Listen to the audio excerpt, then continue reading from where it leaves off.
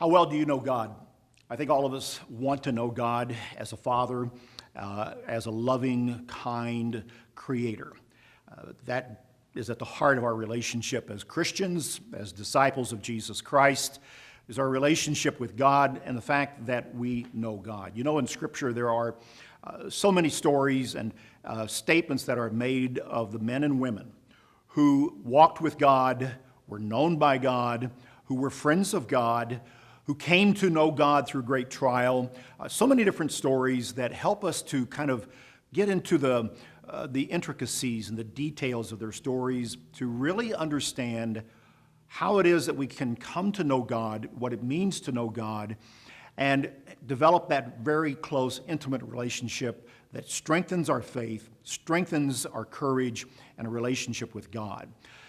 There's a story that begins, as all the stories do in the book of Genesis, where all the beginnings are, that I think is a good place to begin to come to know something about God. It's in the story of the creation of man that we all know in the first chapter of Genesis, beginning in verse 26, where God said, and this was after creating the world that we come to know, and the earth and the universe as we see, God said, "Let us make man in our image, according to our likeness. Let them have dominion over the fish of the sea, over the birds of the air, and over the cattle, over all the earth, and over every creeping thing that creeps on the earth." So God created man in his own image. In the image of God, he created him, male and female. He created them.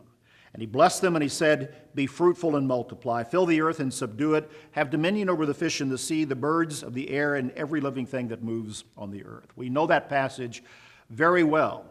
And again, perhaps it's the first place to go to begin to really know God. As I was looking at this and thinking about it, here's what came to my mind. God did this. And Adam, let's just focus on Adam, became certainly the first human. Eve was created from a rib taken from the side of Adam, as we know from chapter 2.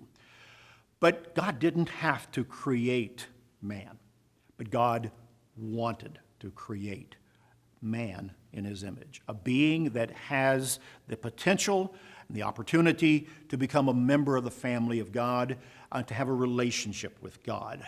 That is what he created. He didn't have to do it, but he wanted to do it, to have a relationship. Perhaps that's the first place to begin to think about knowing God, knowing the greatness of God, is to recognize that when he came to the intimacy of the creation of human life, he didn't have to do that, but he wanted to do that.